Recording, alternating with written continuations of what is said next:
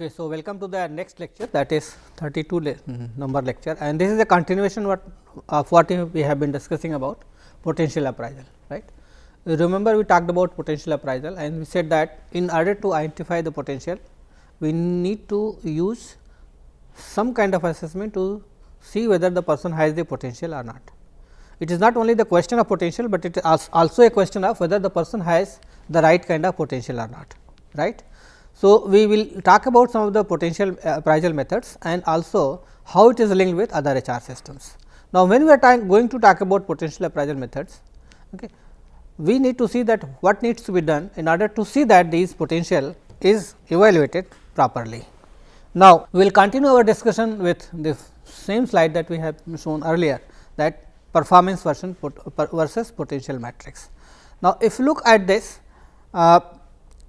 we need to assess both performance as well as potential of the employees. Now, when we are talking about performance assessment, we try to see that how well the person is going to perform in the current job. Now, the objective of potential assessment is that how a person is likely to perform in a given future identified job, right, and that is why we go for assessment of the potential, right, so that they can take up leadership positions. Now, if you look at this 9 box model, okay, the problem is with the first 3 boxes, where the person is not able to perform well, right. It means, you have to see what needs to be done even if a person is having a very high potential. Now, if you look at it, say rough diamond, right. Now, if you look at this part rough diamond, okay, it means that these people have the potential, but they are not able to perform well, and that is why they have been termed as rough diamond, right.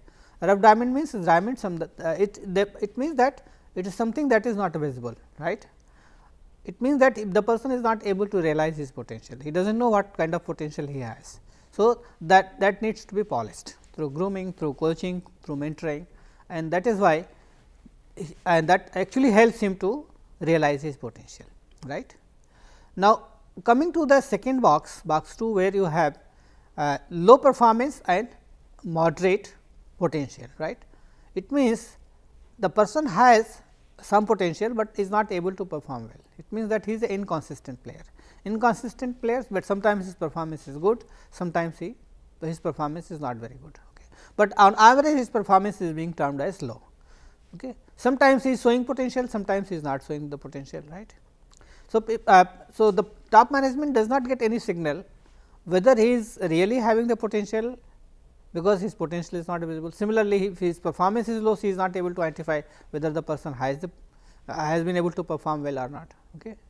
So, they need to be taken care, otherwise what will happen? They will continue to be inconsistent so far as their performance is concerned, right.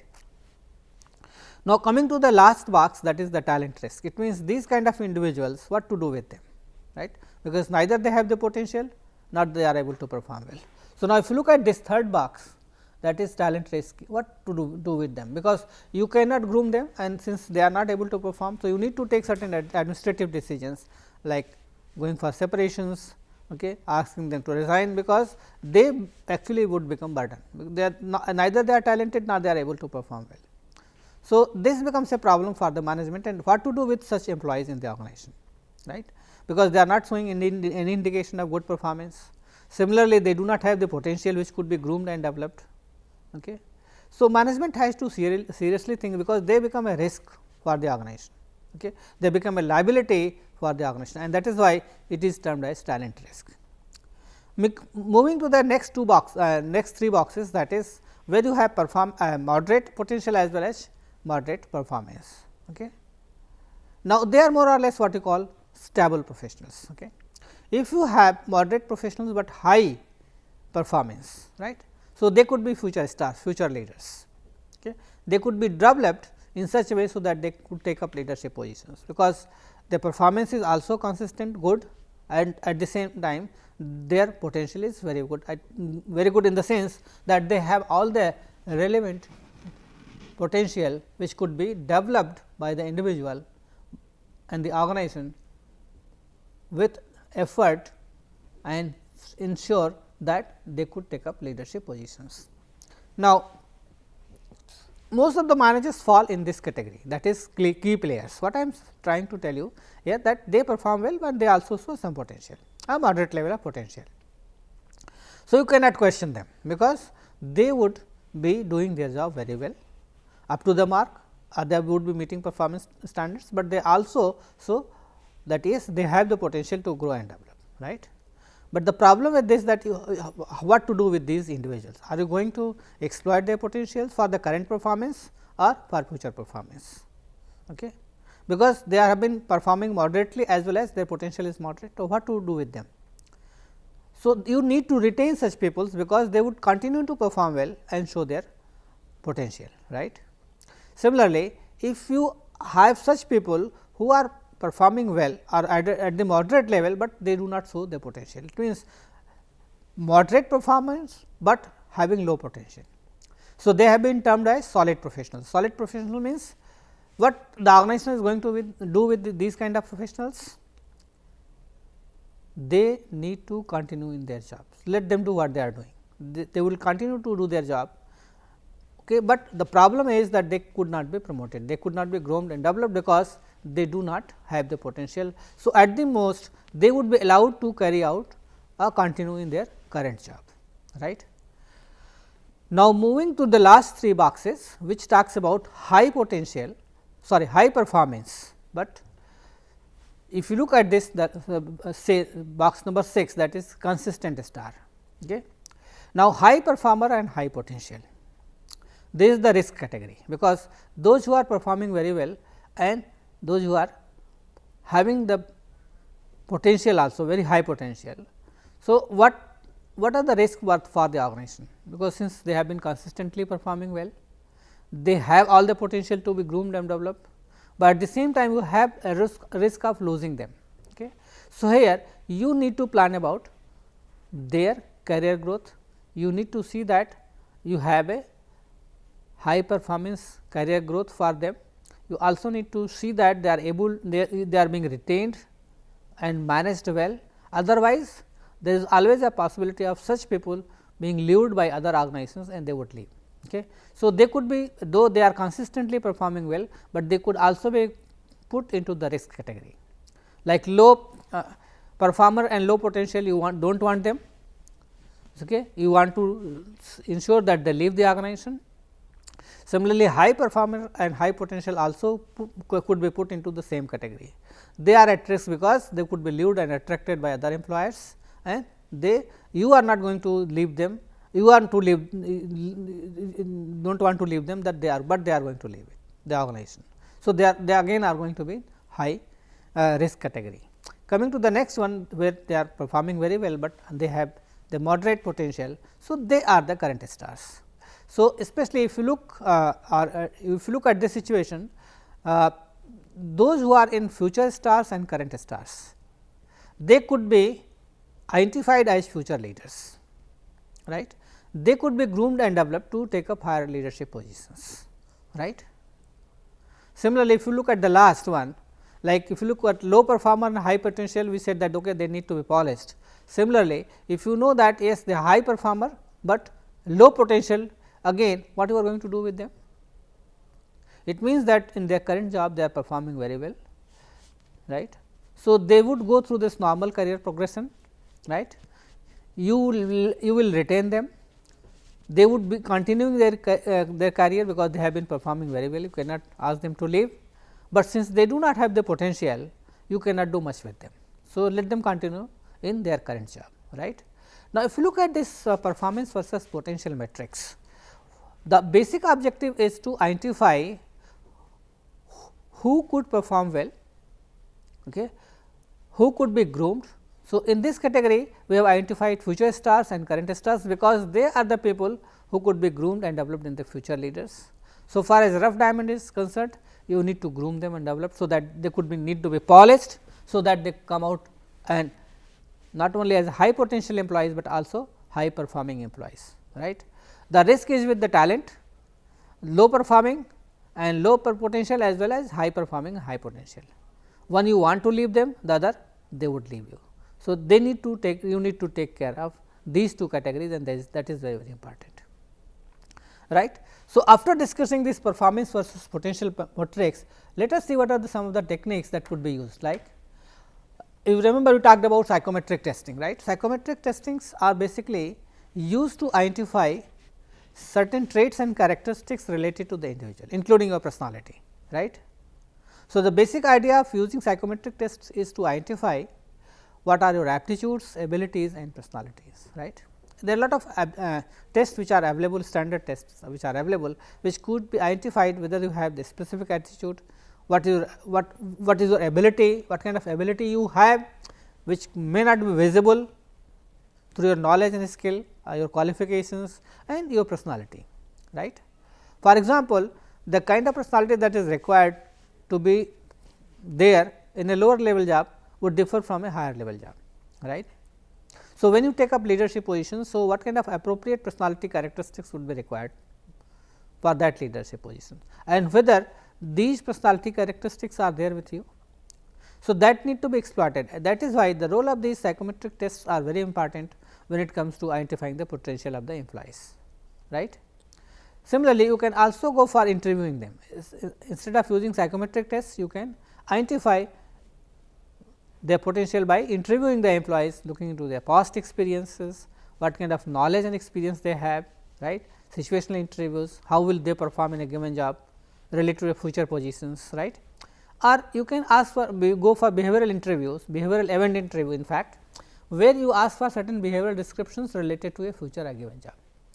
See, most of these tests and interviews are held at assessment centers. Okay. So, assessment centers are having a very important role in the process when we are talking about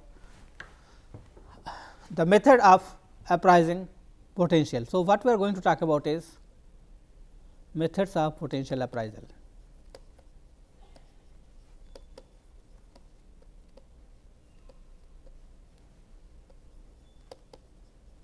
Right. So, when we are talking about methods of potential appraisal and we are talking about assessing their attitude,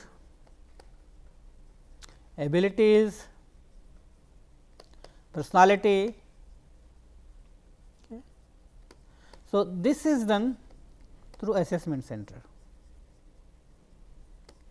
Okay. Now, you should not be confused with what is an assessment center. Assessment center is not a center where you are going to assessment.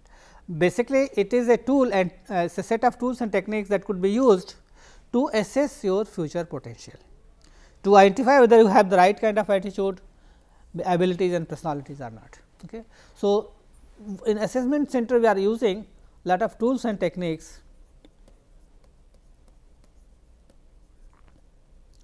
and these tools and techniques could be basically psychometric in nature. And when we are talking about psychometric test, it means these tests are psychological in nature and these psychometric tests must have certain characteristics, like they should be standard tests, there should be norms against which, okay, and you also look into these factors like reliability and validity. Okay. These are the essential conditions which need to be met when you are going to use any kind of psychometric tests for assessment of individual attitude, ability or personality, right. So, you must meet these three conditions, that is standards, norms and reliability and validity issues. Okay. So, make sure that when you are going to use a standard test, administration and measurement of the personality is uniform in nature. That is first, that is related to standard. Second is norms. It means that you are going to use a norm to compare the behavior of the employees with these norms. So, that you know that on these tests where an employee stand, right. For example, as a part of the personality test, you are having a measure of say optimism and pessimism, right. This is a trait or characteristics of what you call personality, right. So, when we are going to measure optimism and pessimism on a bipolar dimension, right, and you are using a psychological test, a personality test to measure this, okay, you need to follow all these 3 characteristics which are important, and based on that suppose you find that the person is here. What does it mean? So, there you have a 0 point. So, 1, 2, 3, 1, 2, 3 something like this. It means on a 6 point scale or 7 point scale the person is here. It means that he and what is the standard that you expect? That so, you have a norm, right. So, this is used as a norm. So, you say that is you say that the person is high on optimism. How do you say? That is based on the norm that you have identified, right. So, if you are not able to identify the norm, you should not be able be in a position to say what is the level of optimism or pessimism is there. And since you think that this is a trait that is required as a potential by the candidate, okay, then you are going to measure it. Okay. So, assessment centers, you are using a lot of tools and techniques which are basically psychometric in nature, having certain characteristics, and you are going to make use of this to measure attitude, abilities and personalities of the individual, and basically this is done to identify the potential of the employees, right. So, it is very very important to see that how we are going to make use of this is, that is what we know as assessment center, okay, in identifying the potential of the employees.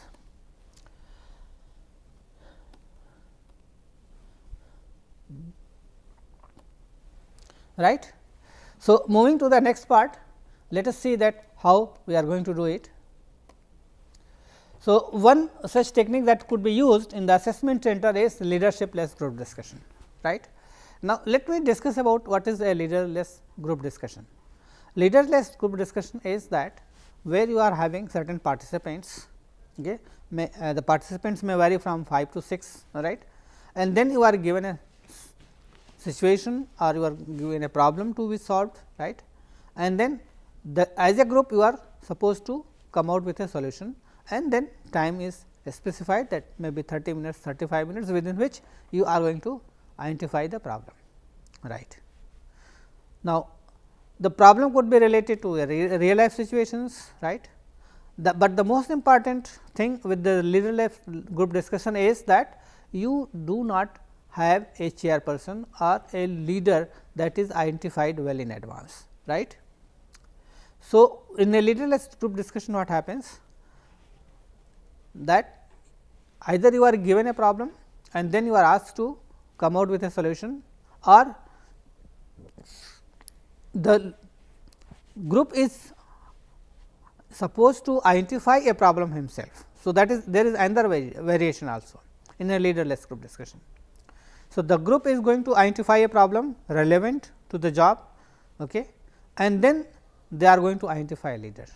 So, it involves two tasks: identifying a problem that is relevant for the job, it could be for the given job or for a higher level job, and then the most important aspect of this kind of group discussion is that leader is not identified in well in advance.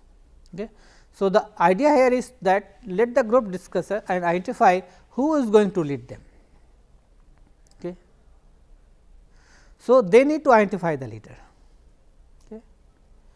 So, here they need to identify the leader and then they are going to follow the norms and values of the group in order to identify a problem, or if the problem is given, to solve the problem, right.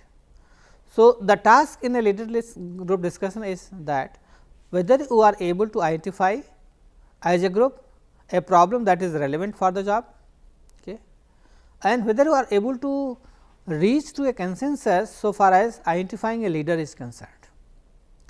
Similarly, another concern that is very very important is that whether you are able to solve the problem if you are not able to identify a leader, right. So, there are a lot of variations that happens in a leaderless group discussion. Sometimes you are asked to identify a leader, sometimes you are not asked to identify a leader, and then everybody works equally well, right. It means that there is no leader also. That could be a third situation where you are going to identify a leader, or you are not supposed to identify a leader. So, there could be different kind of variations in this kind of group discussion, where you are going to select a problem or not, where you are going to select a leader or not, and whether as a group you are able to reach to a consensus to identify the solution of the problem or not. Okay. Okay. Now, how this is related with the potential appraisal, right. So, what are the qualities that you are looking into the people, right. So, suppose you have identified a problem and going by a leaderless group discussion, and you said that okay, you do not need to identify a leader, but everybody is going to work for this problem. Now, you have to see that out of this group discussion, who is emerging as a leader. Okay. You will find that somebody in the discussion taking up the leadership role, dominating the discussion, taking the certain decisions which are accepted by others, right. Now, if you are able to find out that somebody out of this group is emerging as a leader, having the qualities of leadership and being accepted by others as a leader of the group at a later stage, who is going to help you or the group to take a decision, then you can very well identify whether that this person has the leadership quality or not. Now, in a leaderless group discussion, the idea is that you want to identify the potential of leadership, right, and decision making. So, if you are giving a problem, okay, so naturally when the discussion goes on, somebody emerges as a leader. So, that could be identified as a potential leader, or you can identify that this person has the potential of leadership, or this person has the quality of leadership, right. So, this kind of leaderless group discussions helps you to identify the potential, and specifically this kind of discussions are used to identify leadership and the quality of leadership and how they are going to take decisions, right.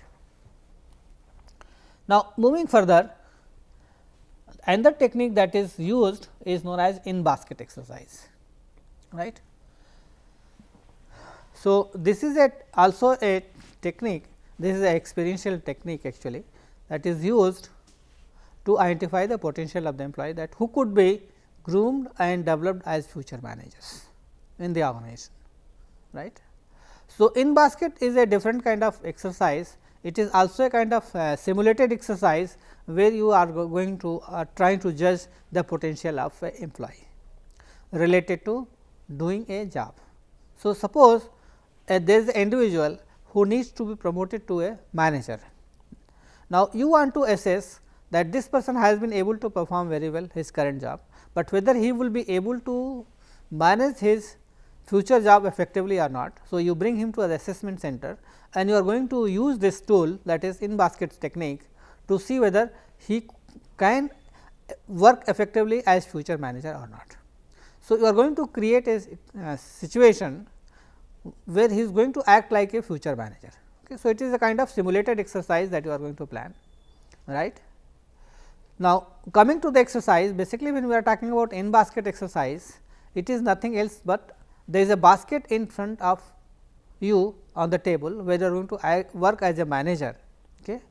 And this basket may be containing lot of files which need to be disposed by you. Okay. It could be related to decision making, okay, problem solving, or certain other activities that is to be carried out by a future manager in a given job, right. So, when you are going to act as a future manager in this kind of exercise, you are supposed to take care of all the files that is there in the basket or tray. Okay.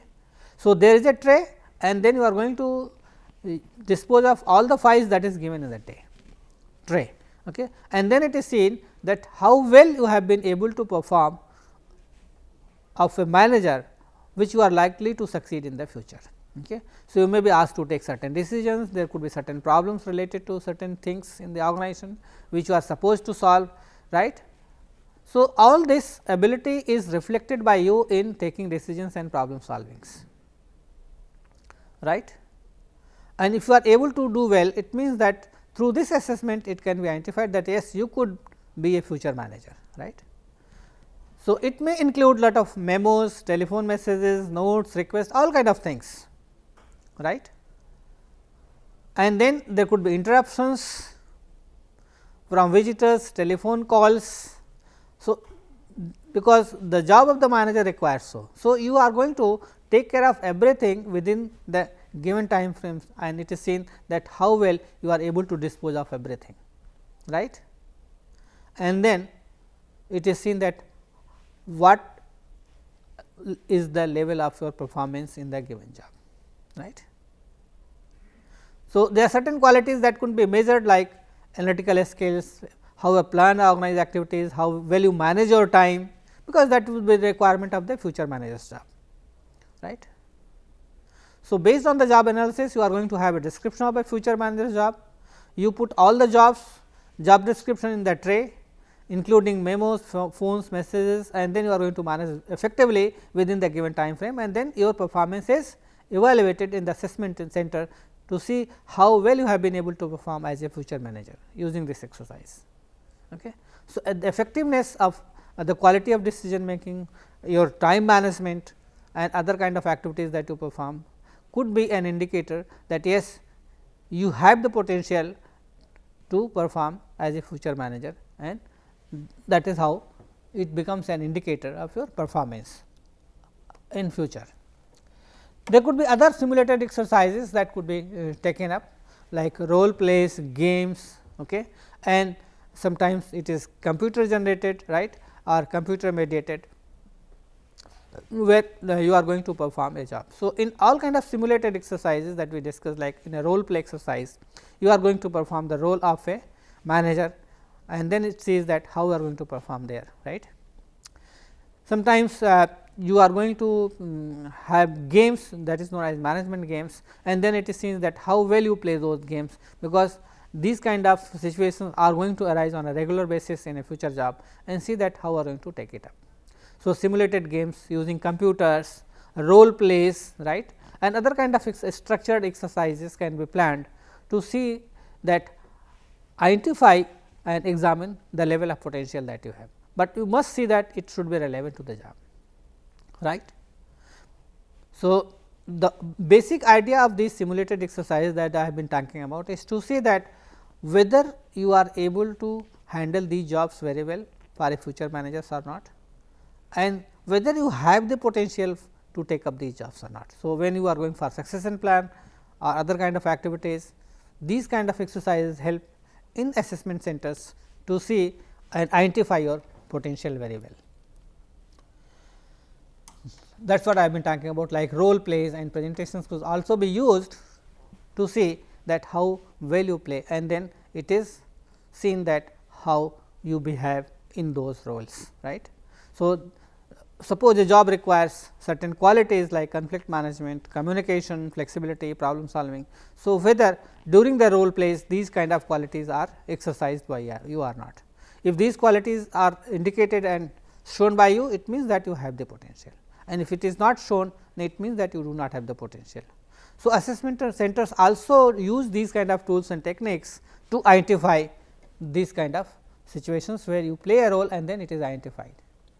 Now, the basic idea, as I told you, that in any career planning setting is to any potential appraisal to see that you need to be groomed to take up senior level positions. So, it is related to directly your career development, right.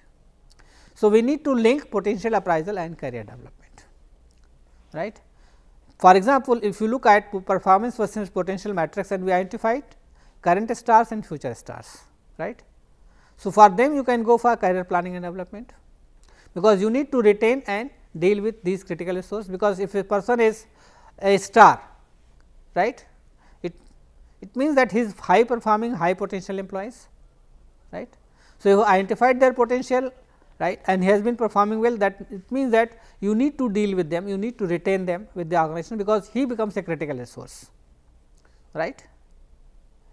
So, make sure that this potential appraisal is used for better career planning, okay, so that you are able to engage employees or engage talent, okay, and for that you need to have a good career plan, because that is going to help you to motivate them to continue with the job. Another thing is succession plan. So, career planning and succession planning can be linked with each other, right. So, the basic idea of a potential appraisal is that who is going to be the next best. Okay. So, what you do? You identify capabilities for the key areas and positions, and then you identify who could be the successor, and the successor is identified based on the potential of the employees. Now, if you look at this person, so this person if he has the capabilities and the potential, then this good person could succeed this person, right, and that is why it is linked with the succession planning. Now, if you look at managing succession, okay, so the idea here is what? So, succession planning is a part of your talent management strategy, right, is not it? So, you need to plan and source your talent, assess their potential, deploy them into those jobs, so that they are engaged, and you also link with the reward and develop them, right. So, that is a part of your talent management strategy, and talent management is being used as a succession plan, right. Now, you have to identify those leaders who have the potential. You remember we talked about potential versus performance leadership assessment. So, you need to identify future leaders. They could not be rough diamond, they could be either current stars or the future stars. Okay. So, you need to identify people with the kind of experience, values and competencies which would be required to take up leadership positions, and then you go for a succession plan and see that how you are going to engage and manage the talent, okay, and make sure that there is a supply of ready successor, right, with quick transition. Otherwise, what will happen? There would be a gap. So, you need to have a strategy for succession planning as well as talent management both. So, you need to engage future stars and current stars in such a way, so that they are groomed on a regular basis and a continuous basis, so that they could take up leadership positions without being a vacuum. Because if you look at the experience of the many organizations, when senior people leave, there are no successors. So, then again you look for successors from outside, because you do not have a succession plan to groom and develop your talent within the organization. So, if you have a good succession plan, by identifying the potential of employees and allow them to be groomed and developed, so that your succession plan is very effective, and that is why you need to have a good succession plan in the organization. Now, similarly, this potential appraisal is also linked with other HR systems like feedback and counseling. So, you can feed them back. Suppose let us take example of rough diamond. So, rough diamond means they have high potential, but low performance. So, they need to be polished and groomed. So, they need to be counseled and given feedback that yes, you can do it, you need to realize your potential, you need to develop yourself, and that is where you go for feedback and counseling. You also need to train them through job rotations, okay, and then you can use the data of performance and identify who has the potential, right. You can also use for manpower planning. So, you can see that who is doing what kind of job very well. So, put the right kind of people for the right kind of job, right, and also engage them better. So, you can link a potential appraisal with other HR systems very well, right. Now, if you look at the current status and experience in Indian organizations, that is not very appreciative in nature, because they are yet to focus their attention on potential appraisal. Though there are a lot of growth opportunities available, okay, and there are high mobile executives, because you have not been able to manage or retain and manage your potential very well, especially consistent stars, right, high performing and high potential employees, right. And many organizations are not even interested to invest their time and effort to identify and develop potentials, because they think that it is not their job. They are only limited to what you call performance appraisal, but if they are going to have a good potential appraisal system in place in addition to performance management, or they make potential appraisal as a part of the performance management system, then it is good. They would be able to identify potentials, they would be able to groom them, and they will have a good succession planning and career development, right. But many organizations do not take these activities, because they find that it is time consuming. So, they do not look at it. So, it is important that now Indian organizations should also focus on these kind of things and see to it that how they can make use of potential appraisal in a better way. Because if look at the benefits of the potential appraisal, what happens? You will be able to polish your rough diamonds, you will be able to identify low performing, low potential employees, have a separation plan for them. If you will be able to identify those who are current stars and future stars, especially moderate performers or high potentials or high performers and moderate potentials. So, they need to be developed so that they could be groomed and developed for better succession plan. Similarly, you also need to retain and engage high performing and high potential employees, okay, because they are going to be a critical resource for your organization. So, you do not want to do away with that kind of resource, right. So, if you are really interested to retain and manage critical resource, that is high potential and high performance employees, you need to ensure that they are better engaged. You have a talent management strategy in place, so that these kind of employees are able to perform very well, right. With this, we are going to conclude this session. Thank you very much.